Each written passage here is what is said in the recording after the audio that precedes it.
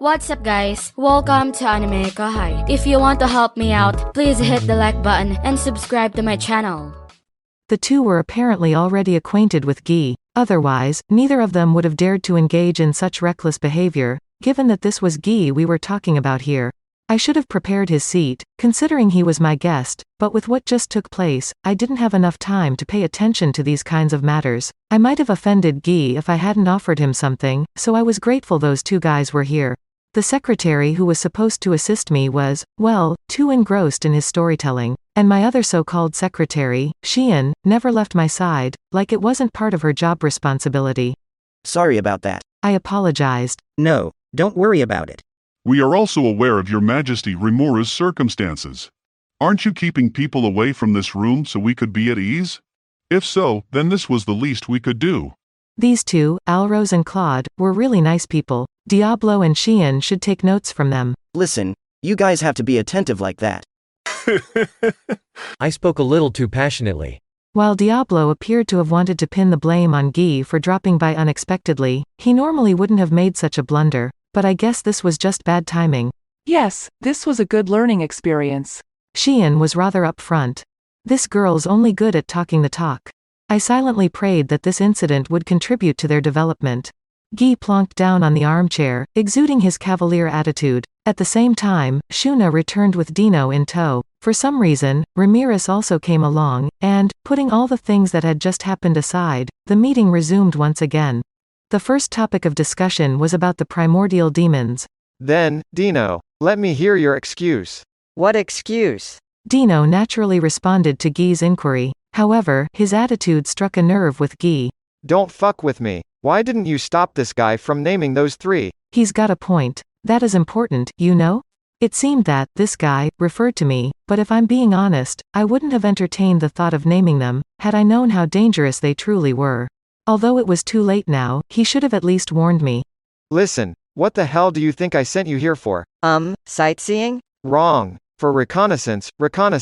Looking at their exchange, I thought Guy was rather hot under the collar. While I had already suspected as much, DINO was now definitely confirmed to have been a spy. But really, I wished Guy hadn't openly outed him as a spy to the face of the very person being spied on.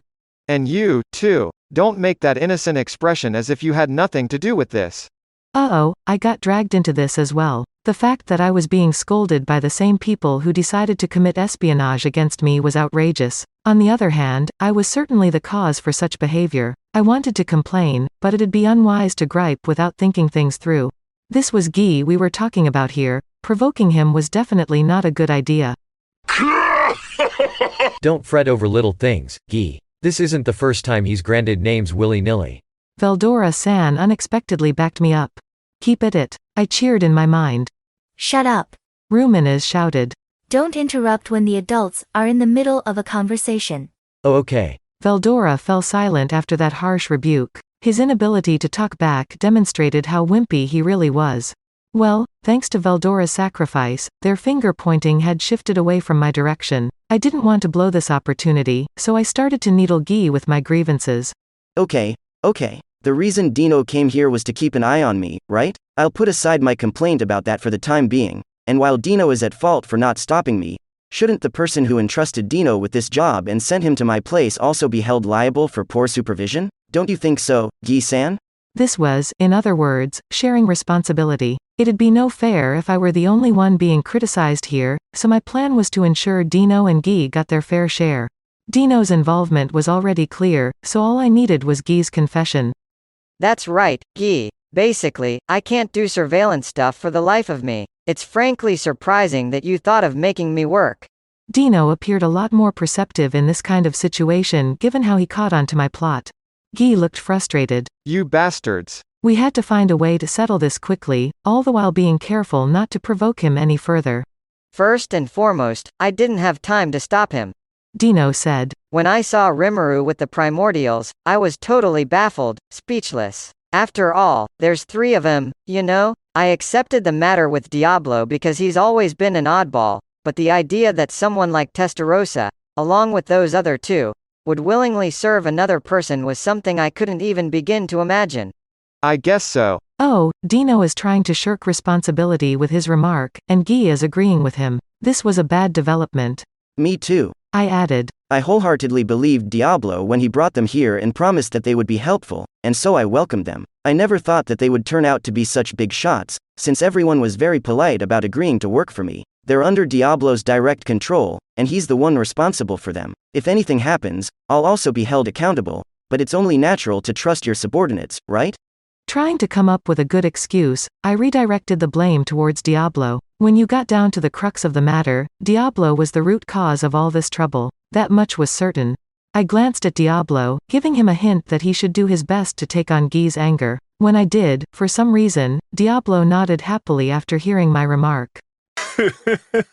Rimuru-sama's faith and his words fill me with joy. I will have to work harder to live up to his expectations. Guy wearily fell silent after witnessing Diablo's radiant smile. Then, he let himself lean back in his seat.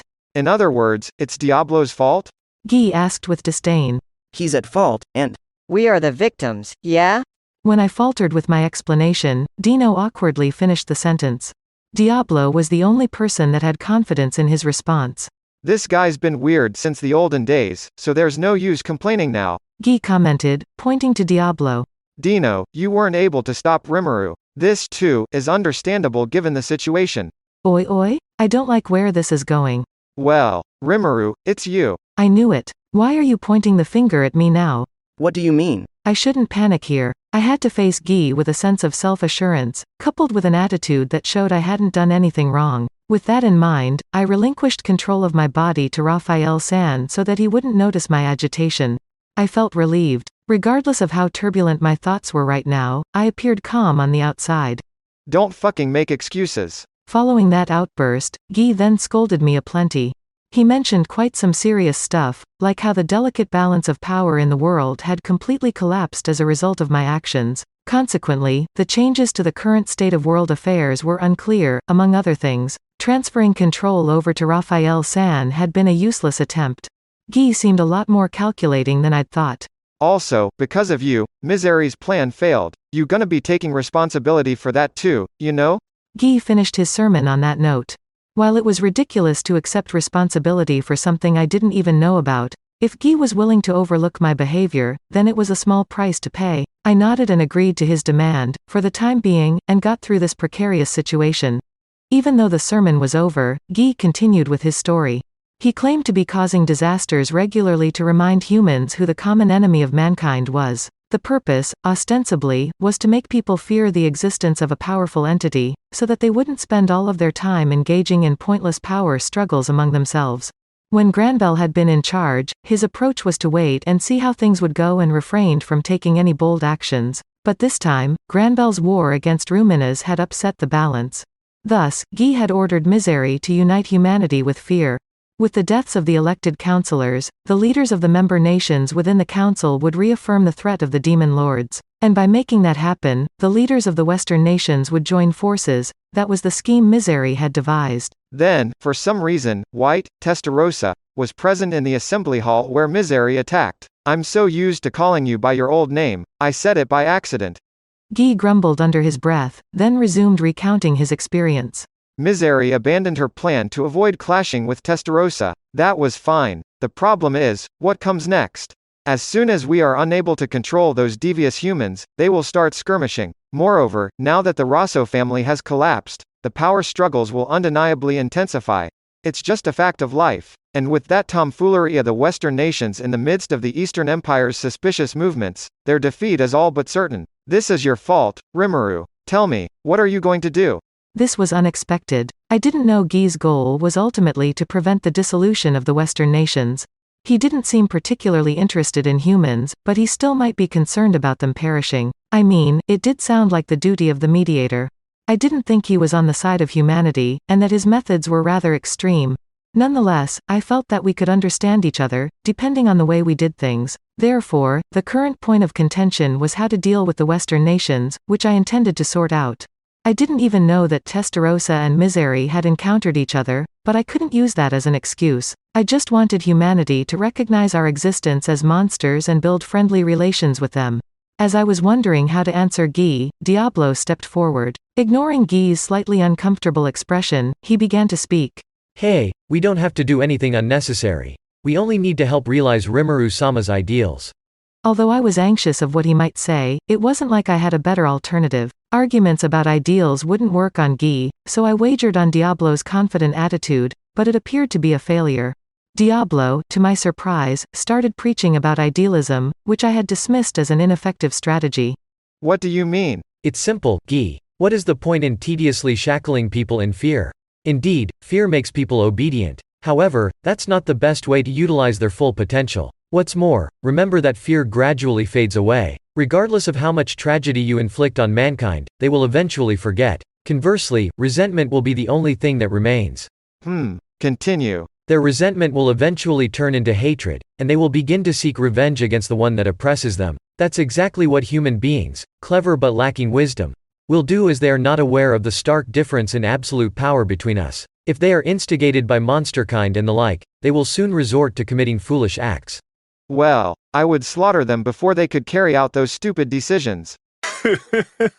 It'd be futile. Considering how stupid humans are, their memories about the massacre would eventually vanish. It is unavoidable because their species cycles through generations so quickly. But Diablo paused briefly, then faced Guy with a serious expression. Compared to the unipolar concentration doctrine of the Rossos, the redistribution of wealth rebuilds relationships between countries while maintaining some degree of equity. Thus, a new economic principle emerges. Which is? The new economic principle, by providing the foolish human race with different options, they will be under the illusion that they are the ones who have chosen their own future, and innately believe that they created it. This system, unlike human memory, won't disappear over time. It will come to rule the world of man semi-permanently. Managing that will be Rimuru-sama's job, in other words, our job. Ooh, Diablo's talking sense. If people believed they created it, then they'll take care of it themselves? I mean, was that even my original intention? I felt like I had said something along those lines, but I didn't think it was that big of a takeaway. Starting with the premise that it would succeed was also a little daunting. That's it for this video, guys. Thank you for always watching my videos and supporting my channel. Shout out to the first 2 AnimeKouhai sponsors, Donald Williams, Moab A. Thank you so much, guys, for making this video possible. Shout out to the commenters, Rembaru, Slender DX 1530, Nizi, Luminoseka T, Nightcore Asuna, Paul Smith, Wabbalabadubdub, and last but not least, shout out to Iron Comics. I'll see you guys in the next video.